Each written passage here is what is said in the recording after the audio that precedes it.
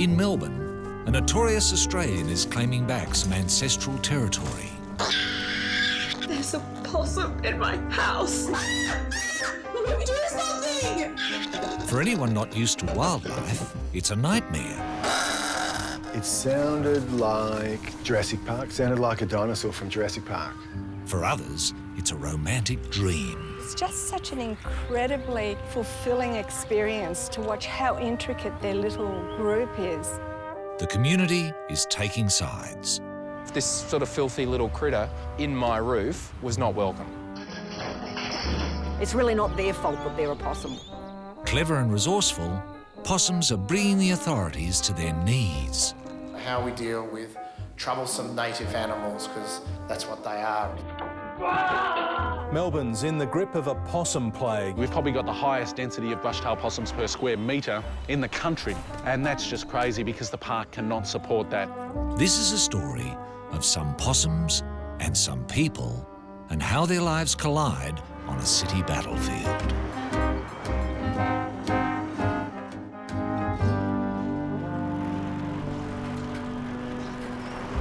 Three kilometres from the centre of Melbourne sits a much-loved pocket of parkland, Curtin Square, a green haven in the concrete jungle. It's filled with ancient elms planted over a century ago. In a nest box, high in one of these stately trees, is one of Australia's great survivors, snoozing. She's the park's possum matriarch, an old mum. Her family can be linked back to fossils over 25 million years old. She's a brush-tailed possum and nocturnal. We'll need infrared cameras to see some of the dramas. She's 14, ancient for a possum. In the bush, possums normally live to about 8. Maybe city life has advantages. Remarkably, our possum pensioner has a baby in her pouch. It was born about 3 months ago, the size of a pea, and won't leave his mum for another 3 months. In a nearby elm is last year's daughter. She's been on her own for the last 2 months, kicked out to make way for mum's new baby. Most possums die at this age, evicted and homeless. Every tree hole is already occupied. There are a lot of possums here, and they're very territorial. A possum will make clear the ownership of trees and branches with smelly markers. Each has a gland on their chin, chest, and also near its bottom. Cross a line, and your neighbour screams at you. This is high-density city living, possum style. They even have their own social workers. The possums are followed by scientists and local residents. They have named the teenage daughter Scamp, and the old matriarch is affectionately known as Mumsy. Her baby is called Buster. Now, have you guys got any specific questions? No. Zoologist Kath Handeside and 2 of her students are trying to count the possums living in Curtin Square. 2 there, and they're within a metre of each other? So there's one out here as well. Okay. So have we got 3 to the left then? Yep. And then this is a brushy. And there's one, no, that's a 3rd one. Oh, there goes a flying fox. Do not look up with your mouth open too. There are probably quite a few in here that we're not seeing. There was 2 in that left tree, not 1. So what's our tally, Batman? Oh, okay. 8, 9, 10, 37, 40, 41, 45, 46. That's a hell of a lot of animals in, what is this park, about 100 metres across? That number means the possum population density is 3 times greater than similar parks in the area and 10 times more than anything found in the wild. Marsupials are declining all over Australia, yet here, in Melbourne, Mumsy and her friends are taking over.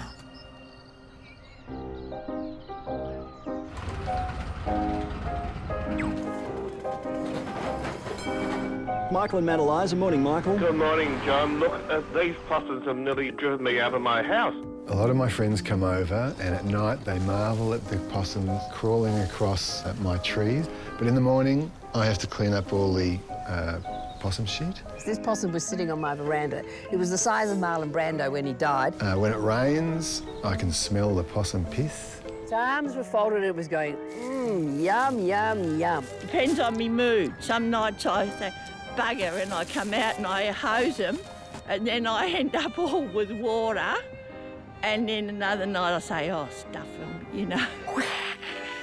He was something of an urban terrorist who sought to get into my house. He somehow got down the chimney and he spent 2 days in the house, and John, the mess you should have seen it. And so I filled up the big wheelie bin with water and I gave a little prayer to it and I told it I was terribly sorry and I drowned it, and that's my story and I'm sticking to it. Possum killer. Don't try this at home. Possums are a protected native species and possum killers can face a $5,000 fine. City nurseryman Simon Collings offers some legal alternatives. If you want to wage war on possums, there are about 3 ways you can do it. The first one's the mechanical way, and you say if it's a special tree, ban the tree, stop them climbing up, and then you can put protectors on top of your fence. And I've seen that work in a couple of things, but it can make your place look a little bit like Stalag 17. Then there's chemical warfare, which is basically the spray-on deterrent.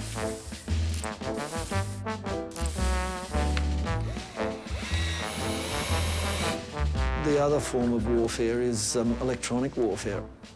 They're activated by movement, so you get a strobe light coming on when the possum comes past.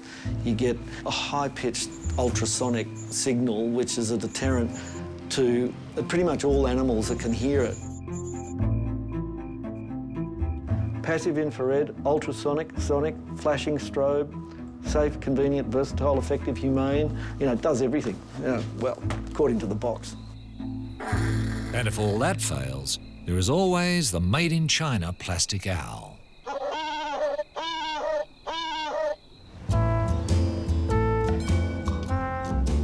Possums are generally too smart to be defeated by fake birds and smelly sprays. So business is booming for licensed possum hunters who guarantee to get the job done. Here in Melbourne, there are over 30 professional possum removalists. A one-man operation for 20 years, Paul the possum catcher is inundated with calls. We had a family in our roof. Oh. I believe we've got a possum crawling around our ceiling and we just need someone to help us out there. Does it sound like you have a baby elephant up there? Oh, shocking. Yeah, shocking. Look, for some people it's just the knowledge that there is an animal living in the roof. That will do it. Other people will put up with it to much greater degrees. But, there's sleep issues, there's scaring the children issues, there's, disease issues, smell issues, they're destroying the garden, I don't know. Some people just hate them. A normal day for Paul Notch involves travelling to about 10 jobs around Melbourne. His battle plan is not to kill, but to evict. Yep. First, Paul locates and then blocks the possum's entrance to the roof cavity. He then installs his own cunning invention, a one-way escape chute that allows the possum to leave the roof at nightfall, but not get back in at dawn. Often the possums will nest in the bedrooms, which is where the people sleep. The possum doesn't want to be disturbed by talkback radio, by television, by your clothes washer. The quiet parts of the home are usually the computer room and the bedroom, and so that's where they settle. Up yes. there, Oh, that's, yes. There's one standing up. Yes. He wouldn't leave. I No. was banging and making a noise. It actually sounded like he was lifting a child to let them in. Oh, good-o. It fell down a chimney. It's happened 3 times. I think it's dead now because it's not making any more noise. You couldn't tell from ground level. Yep. But here, look at that. Yep. They've chewed this. You can see all the paw prints here. The fur, they're hanging onto the wire here, right, onto this ledge, twisting and in. Back at Curtin Square, the park's possums at least live in the trees and are even looked after. For local resident Rhea Linden, they are her extended family. Mumsy! Mumsy! I have so much respect for Mumsy. She's a survivor.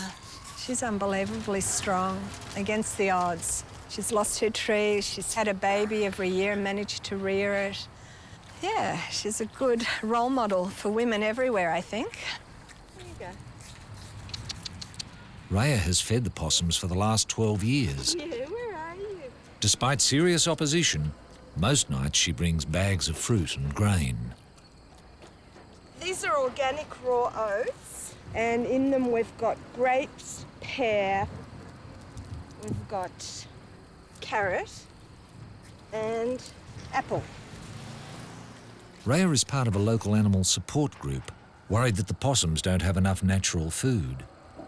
If we didn't feed them and if we didn't collect the rubbish that people live around, like bits of macas and pizza and what have you, they just end up getting very, very sick. So the reality is that if we don't feed them, they starve. But with all this extra food, the possum population has been steadily growing. Mumsy and her family also do find natural food. They devour the much-loved elms. Residents complain they are killing the very trees that house them. The local Yarra Council is forced to act. A meeting is held to try and solve the possum problem. The last time I think we had a report, there were 6 of the mature elms, 150-year-old elms, that had died as a result of the overpopulation of possums in the park. My predecessor and his predecessor before him have all been involved with this particular issue. I think there's a long history of it in the city of Yarra, and particularly Curtin Square, and I think it is interesting that it's to a very large extent been contained to Curtin Square, and so clearly it's becoming part of what we do, whether we like it or not. If something is not done, what we will lose is we will lose all of the trees, and then there will be nowhere for the possums to live. And that is not a win for the possums at all, and it is not a win for the community. It is not a win for anyone in Melbourne to see that happen. Where the choice is trees or possums, the trees seem to be winning. The council considers introducing a radical program to stop the possums, like Mumsy, ever breeding again. The plan is expensive and controversial. Melbourne's in the grip of a possum plague, and experts have now come up with a novel way to try to beat the furry fiends. Margaret Decker is at Carlton's possum-infested Curtin Square. Margaret, what's this plan all about? Well, Peter, the law states you can't move a possum from its natural habitat, and culling has been ruled out. The City of Yarra is looking for a new approach where possums will be caught, implanted with a contraceptive chip and then released. It's big news for Curtin Square's possums, and Rhea is firmly against this proposal as unnecessary and cruel. Ultimately, it'll be a disaster for the possums and we won't abandon them. It comes down to that. As the war of words grows, pressure starts to mount on the park's possums. So many possums are living unnaturally close to each other, and normal wild behaviour is changing. They're not naturally aggressive animals, they're naturally territorial animals. Most of the fights are about territory. The thing about possums is that it's pretend fighting. They make a lot of noise. They wouldn't fight to the death or anything. So there's a lot of posturing going on, a lot of body language. The fights can occasionally cause injuries, and Rhea tends to the wounds to stop them from getting infected. It's a possum bite. It's been caused to drive this possum away from the den and from the tree as the territory diminishes. And the reason the territory is diminishing is the trees are being cut down, so there's fewer and fewer trees, and the mothers with the babies have priority. Mumsy's daughter Scamp could try and grab another possum's home, but her instinct is against violence. So she takes the most dangerous decision of her life. Scamp leaves Curtin Square.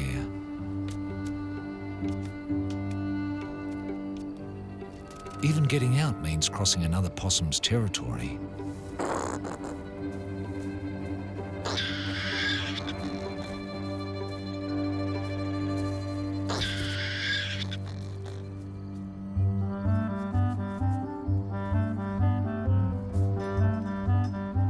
She's never left the park before. Most brushtail possums don't travel further than 50 metres away from their dens. Scamp knows nothing about fences and cars. From now on, she'll live on her wits. She's entered the alien world of garden walls, rubbish bins, and possum catchers.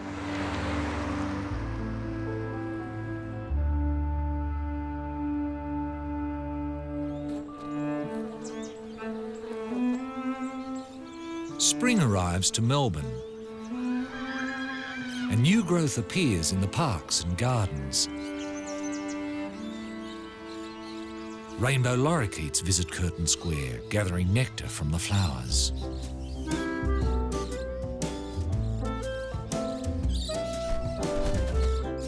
The lorikeets also keep an eye out for any possible nest sites.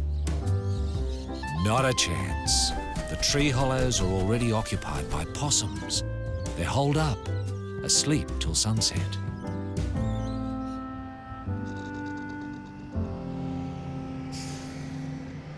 Mumsy's baby, Buster, is now 5 months and clings to her back.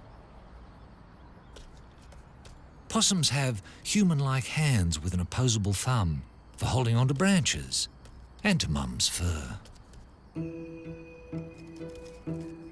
If the council's radical plan goes fully ahead, these babies will be the last for the mothers in the park.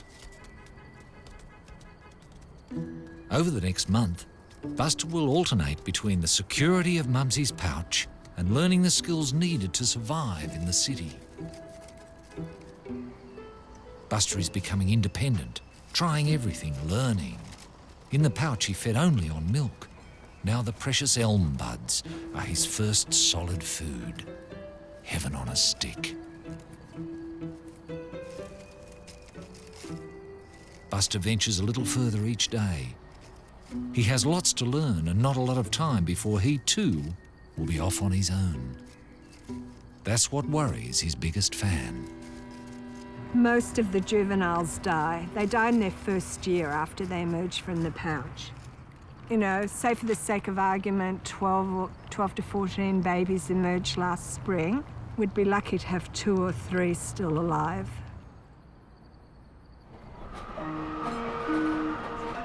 But it seems there are still enough possums coming through the ranks to cause havoc.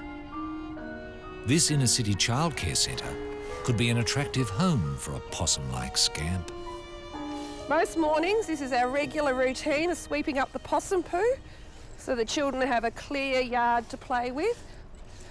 We can't just leave things in the morning. We've got lots of little children, and little children put things in their mouths, and we don't want possum poo to be one of the things that they put in their mouths.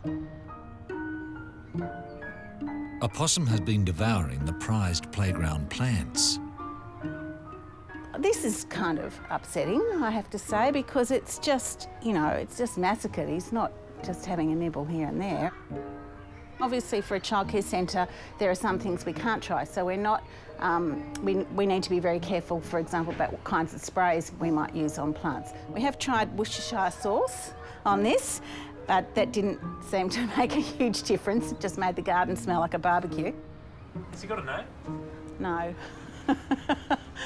No, I'm not going down that path. To get into the roof cavity, a possum has remarkably eaten its way through the ventilation louvers. Contractors need to install a mesh, effectively blocking all access. But the possum could now be trapped inside. Enter Paul the possum catcher. It should be a straightforward job.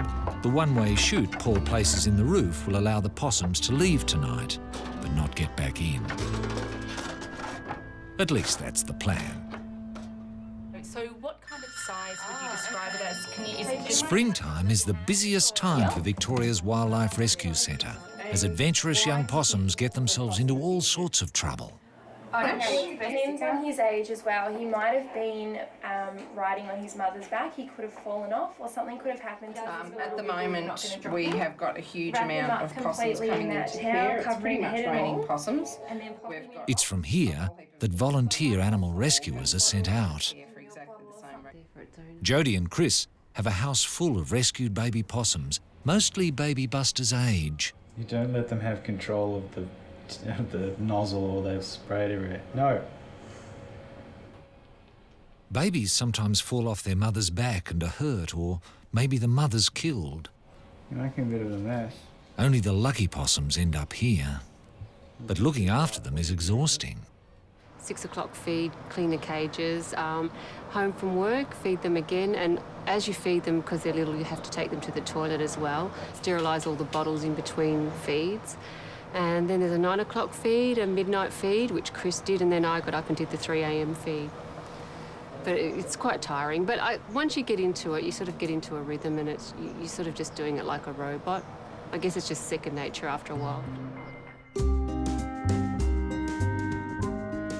Tonight, Jodie and Chris are attempting to reunite an over-adventurous baby with its mother. This one, called Beetle, is only 3 months old. It was found trapped inside a wall cavity and needs to be back with its mum. Mother possums aren't too worried by a youngster's strange new smell, even if the baby has spent several days in human company. They recognise them just by their voice.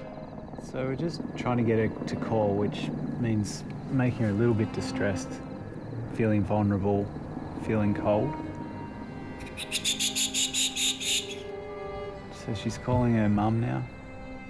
So we're hoping that the brush tails that we saw over in that tree there are the parents that have moved off for the night, and that they'll be alerted by her calls and come to investigate. There we go.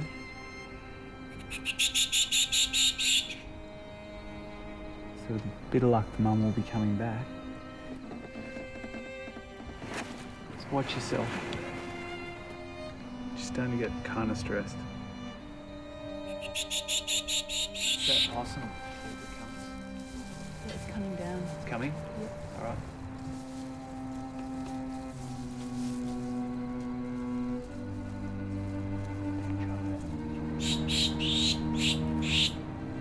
But no possum comes to claim the orphan. It's disappointing, but it was worth a try. I guess we're going through this sort of reuniting thing just because it can save a lot of work, plus the fact that there's an established territory here. So this way, you know, if they grow up with mum, they get taught the ropes, and even if we do the perfect thing in terms of aviaries and wild browse and, you know, plants and don't have contact with them at all, it's still not the same as living outside. So yeah, it'd be better if you got back to mum. Oh, you don't want to... They like being cupped. It's kind of like a pouch, isn't it?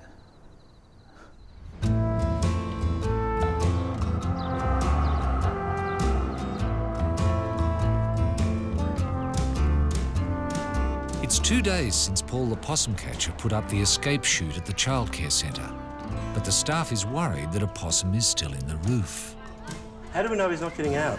Because there's no possum poo. No big No possum droppings outside, none of the big stuff. The little ones. Yeah? Oh, there you go. Not the big ones. Yeah, okay. So he's staying in then? He's staying in because he can stay in. It's safer to... He's making a big, like he's sort of clawing and making a lot of noise and like... Trying to chew his way out somewhere. He knows once he goes out through the chute, because you've had the other work done, he's going to be locked out for good. So it's safer to stay in and try and chew his own way out somewhere, perhaps.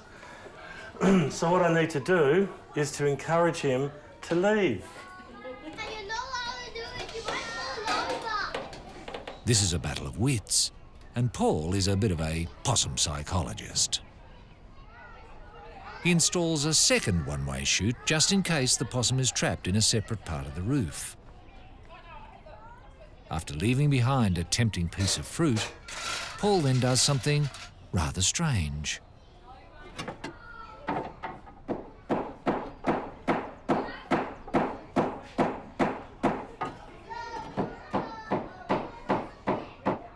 I'm arousing the possum's curiosity. By banging in the roof, the possums, with their directional hearing, and very good hearing at that, will detect that there's the banging coming from within the roof, not on the outside, but from within the roof. The sound waves they'll pick up, and tonight they will emerge from their nest and go over to investigate the source or area of where that banging was occurring. And in doing so, they will then, without doubt, again, tonight, find that chute. An evicted possum isn't much of a solution. An alternative and safe home is needed. Maybe we could put one up here. So Paul scouts around for a suitable tree to place a nest box for a newly stranded possum. It'll have to be nice and high. You see this? They're not standing straight. They're angled. It's much easier for a cat to get up there. We'll have a look out the front. I did see something. That's a possibility. By law, possums can only be released 50 metres from where they're caught. The nest box has to be close. Well, it's a noisy street. This tree, well, let's face it, it's going to lose its leaves in winter. So a lot of the year, the box is going to be exposed to, look, what's here? It's a street light directly next door. So, you know, there's just nothing around here. With no luck putting up a nest box, any possum that emerges tonight will find themselves at dawn without a home, a vagrant with nowhere to go. Now it's just a matter of wait and see.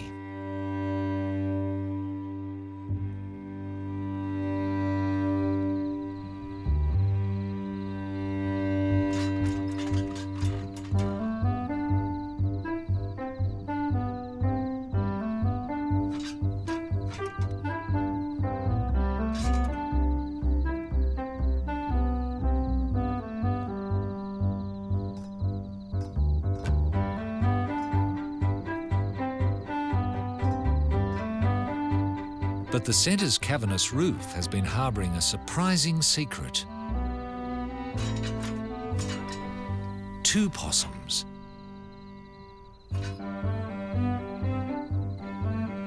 Our Adventurous Park refugee, Scamp, cautiously follows her new friend out into the night. She looks healthy and well-fed. While we need high-tech night cameras, Scamp can see everything easily.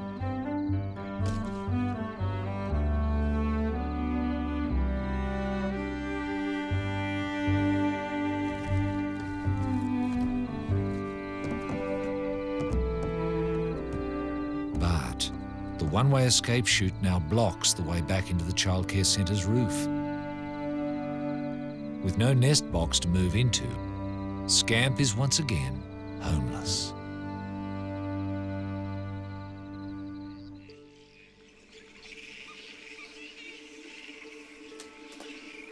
Possums are not the only native Australian animal to successfully adapt to city living.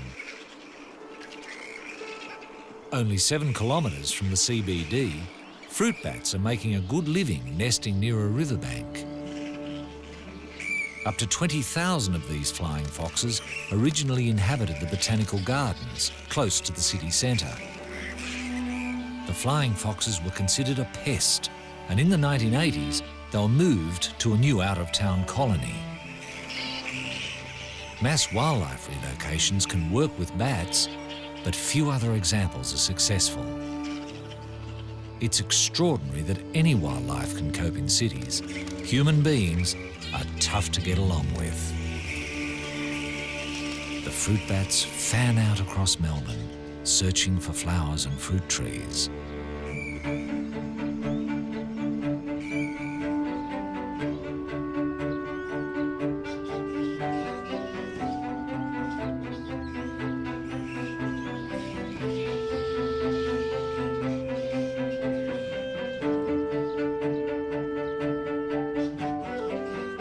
Next to the exhibition building are the classical gardens.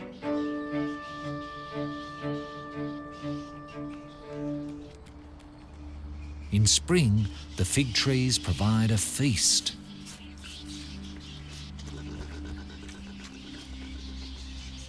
Possums live here, eating the leaves and flowers too. But unlike the fruit bats, possums cannot be relocated. Not only is it illegal, but also possums dumped on a new area don't last long.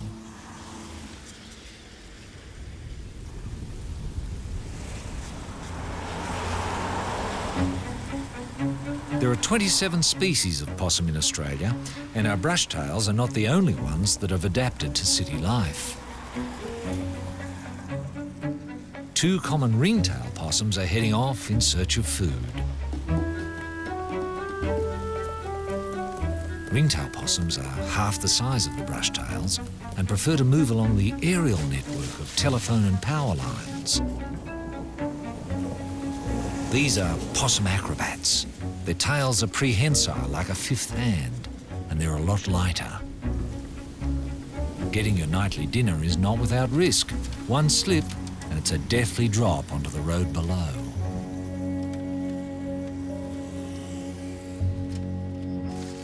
Ringtail possums live in small family groups, unlike the more territorial brushtails. This group is known by locals as the Brighton Gang. They're off to discover the delights of the suburban garden.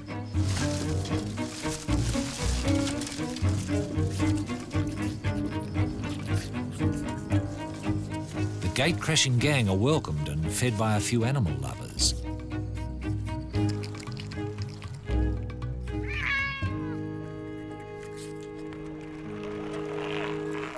Party over, the ringtails head home to their shelter, a dray made from leaves and sticks. As they go to sleep, other residents wake up and assess the possum damage. North Carlton. Today, the council is meeting again. On the agenda this time is the amendment of an existing law banning the feeding of all native animals. This law is directed squarely at Rhea and her supporters. I just have a concern that when we reviewed the park, the population of possum had been raised to unsustainable levels through feeding. So I really do wonder if we've got a balance here, and I think your situation may tip the balance in favour of having no heritage trees and lots of possums in the park, and it's not a balance that everybody's in favour of. Council really needs to look at what the chronic causal factors have been in the trees' decline, rather than focusing and expending energy and money on going the possums when the possums are the victims here as well, because if the trees go, the possums are left with nowhere to live. Given that our brief is to advocate, support and provide whatever help we can to animals, including possums, we will have to defy it. So there'll be possum wars again in that park. There've been possum wars in that park before, and there will be again.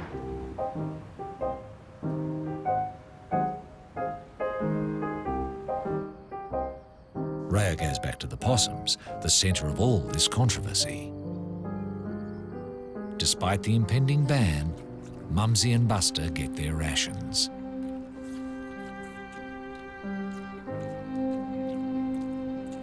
They're not that comfortable on the ground, it's too dangerous.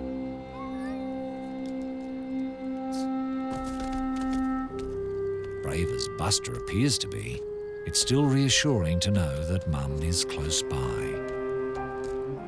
He knows the safest place to be is inside Mum's pouch, if he'll fit.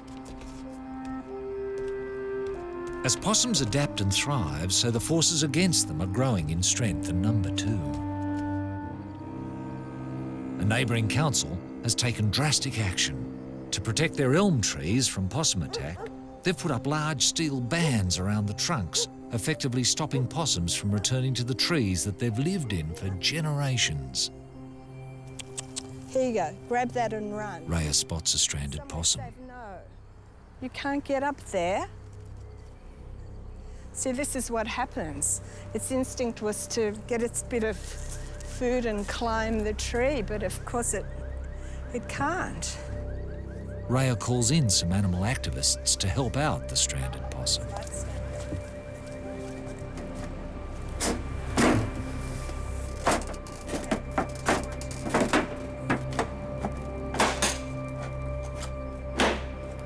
Both sides are getting more extreme.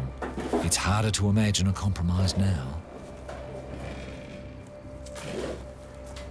Activists say they're fighting to stop a future possum slaughter. But lives are already being saved, one at a time.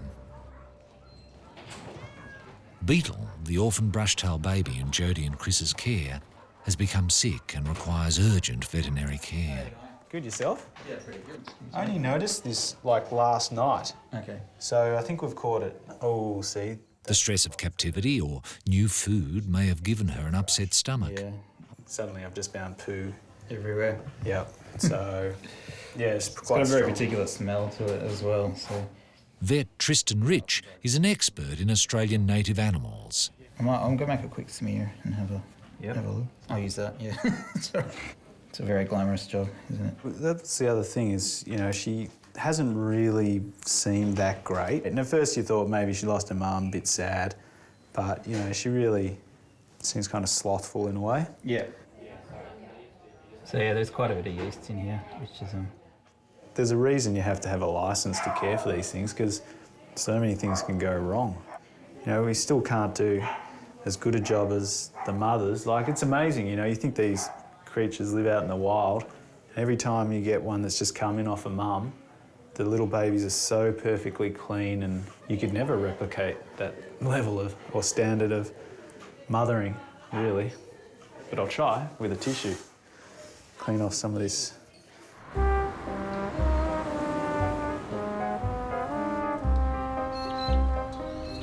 Three days later, and Beetle is in need of some alternative therapy. Oh, aren't you? You're a pretty girl.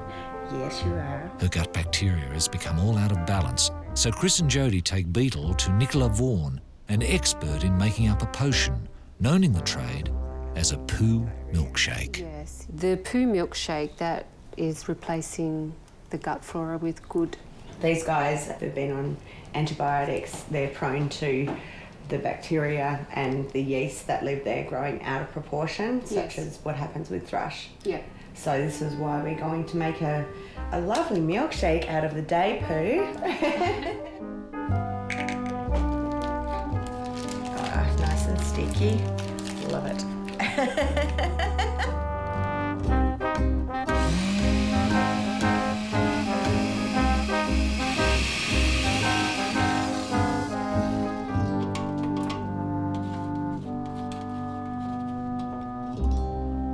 It smells very earthy, actually. It smells more like dirt. Yeah. Here we go, buddy. Breakfast of champions.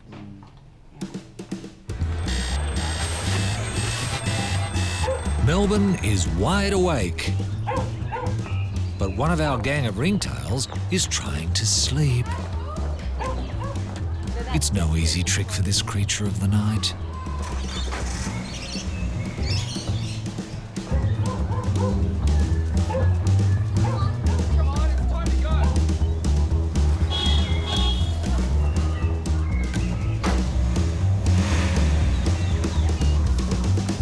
He'll just have to put up with it.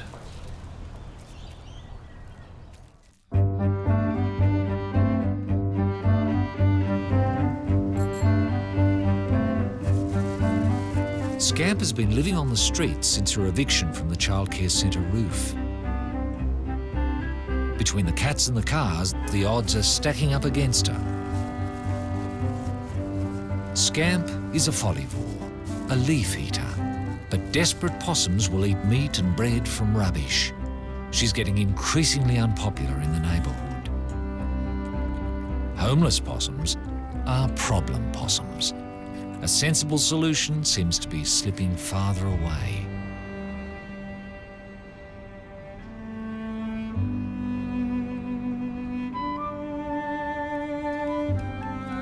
But there's always hope.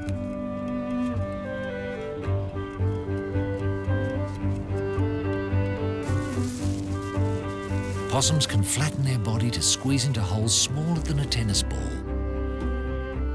A gap under someone's roof at number 26 opens up an opportunity for Scamp.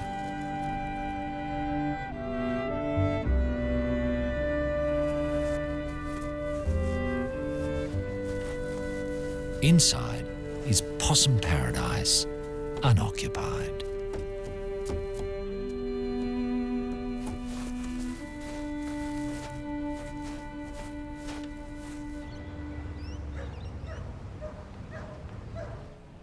Meanwhile, Chris wants to be able to return Beetle to the wild as soon as possible. But he'll need to teach the orphan how to be a wild possum. He's paired her up with the much more adventurous Sticks, another orphan. They have different objectives in life, these two. No. No. He's not a jumper yet, I don't think. Bit of a hanger. I don't normally play with them too much, try not to, but they need a little bit. You can tell. Need something. I mean, they are quite needy, you know. They'll be in their mum's pouch a fair bit, so it's kind of sad that you can't deny them all contact. I mean, I think they must, to some degree, think of us as their parents or something similar.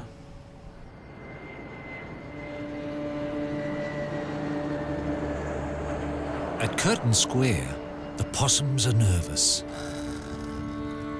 The warmer weather has brought out the dog walkers, and a pet attack on a possum can be deadly.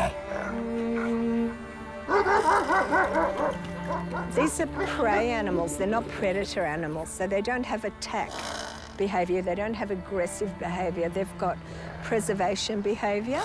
And this noise is like, there's danger, take care. Possums, like kangaroos, get capture myopathy. I mean, they suffer stress to the extent where they have a heart attack. The doctors have to kill the possum for the possum to kind of collapse. And then it generally rolls over on its back and puts its claws up in a self-protective form of behaviour, and the dog then will disembowel it. There's a few urban myths about possums scratching people's faces and scratching dogs, but we've never seen it happen. They are the victims.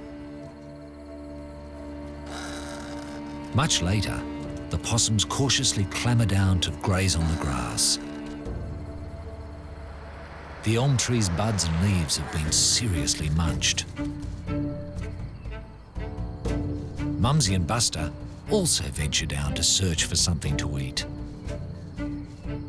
For the park's possums, this is becoming a more embattled world.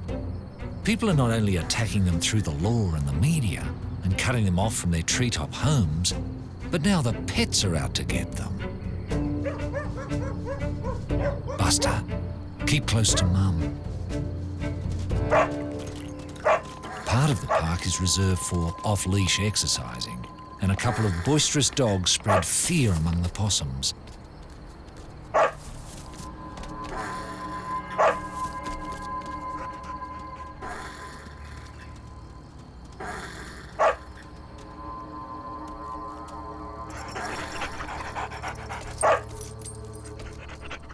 Mumsy and Buster just managed to scramble to safety.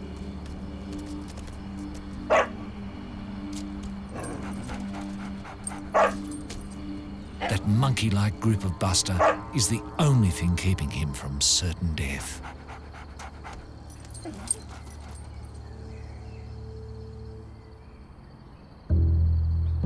There are casualties, stranded possums. Their only option is to wait it out until they can get back to the safety of their trees.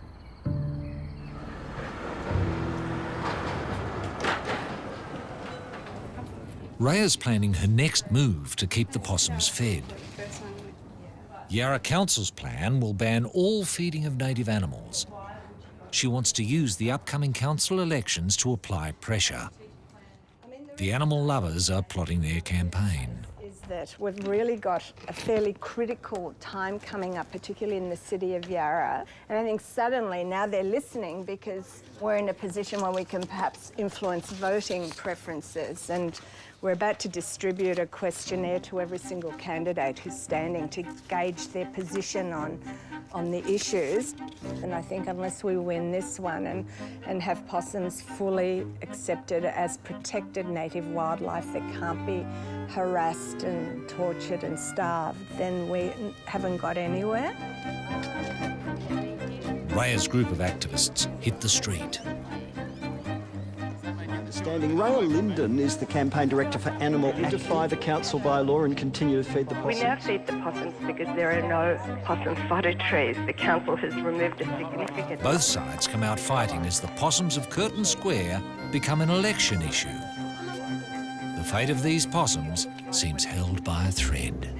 In inner city suburbs like North Carlton, it's crucial to have as much of this habitat as possible, not only for the wildlife that it supports, but also for the people that it supports. It's really not their fault that they're a possum. It's not their fault that they can get to high density, but there is a good place here for some wildlife management of some sort. These are animals that seem to have adapted to an urban lifestyle very, very successfully. Ultimately, there is a lot of anti-possum sentiment, not only in this area, but in the Australian community in general. If we cannot do it here, if we cannot do it in Carlton North, of all places, it cannot be done anywhere else in Australia. With wild possums under threat of starvation, one little orphan has central heating and 24-hour care. So how many do you have at the moment? Beetle. She's now 6 months old. Chris and Jody have invited the couple round that found her trapped in their house and saved her life. So Beetle It's an emotional reunion. The Beetle and this brother Sticks are in here. Oh, they're up. That's Beetle. Hello, do you remember us? This is a special occasion for Beetle, but brief. It's important that rescued animals don't get handled too much. They need to be wild creatures. First sign of recovery is they get the instincts back and they'll bite you, and everyone's normally happy when the possum gives the carer a bite because it means that, you know, they're almost ready to go back to the wild. All going well, in 2 months' time, Beetle and Stick should be big and healthy enough to join the other wild possums.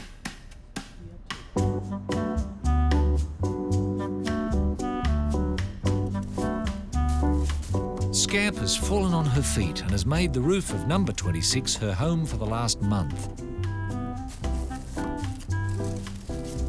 She's been very lucky, but Scamp's co-tenants underneath are getting on much less well.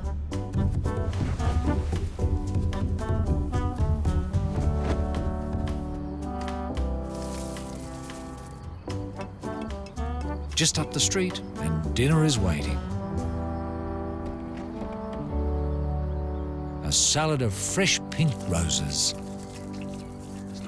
It's great that Scamp's not eating junk food anymore, but her midnight feast is losing her friends among local gardeners.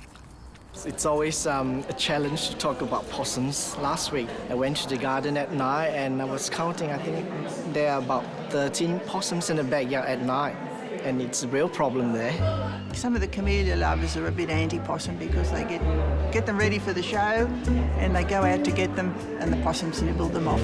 They don't just attack one plant, they'll go through the whole lot, and in the space of one night they could ruin about 10 plants.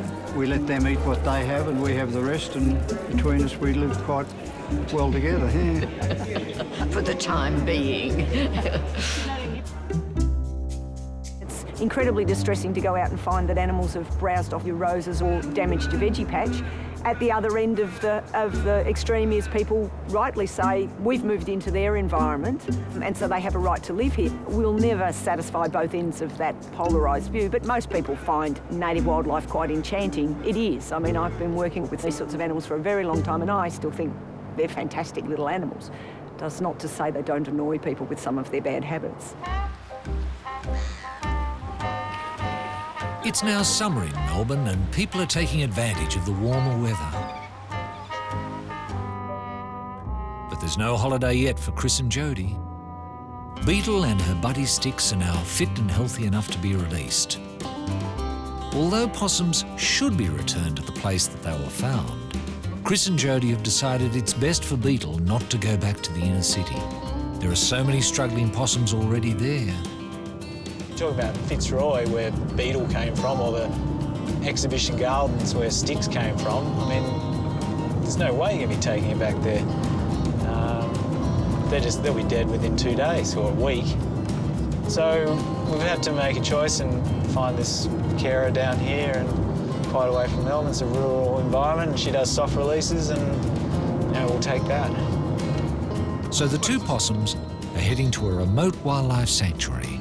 They'll gradually be introduced to the sights, sounds and smells of their natural home.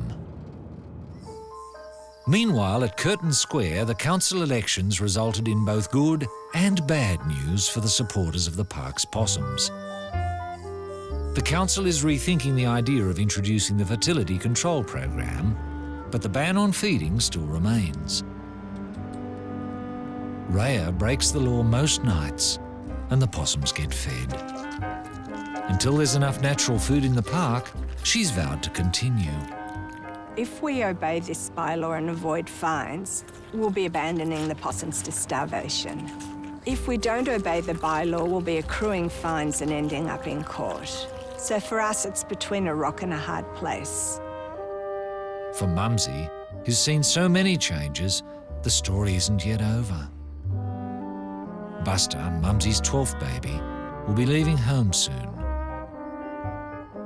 Maybe 12 is enough. If the possums get contraceptive implants, he'll be her last. Meanwhile, Scamp is still living it up and can't help but cause trouble.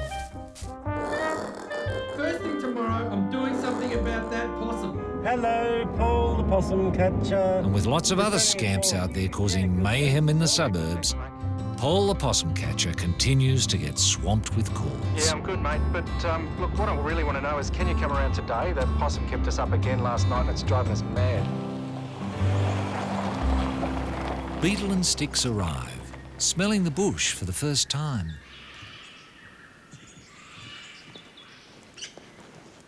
Look at all the parrots. What sort of parrots are those, Kate? Kings. They're beauties. Isolated in the hills of eastern Victoria, Kate Harden has 30 rescued or orphaned possums, lucky enough to be in her care. Well, it's good honey. That's great. It's from the local area. That's really good.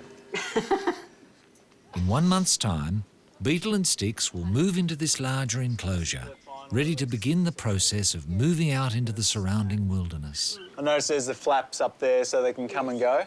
That's right. In the night it's open and in the morning they can come back if they want to. Yep. And sleep in a box in here. Oh, so they're a little bit stressed because of the drive, but that's Beetle, and Sticks has the bigger eyes. He's the male and she's the female.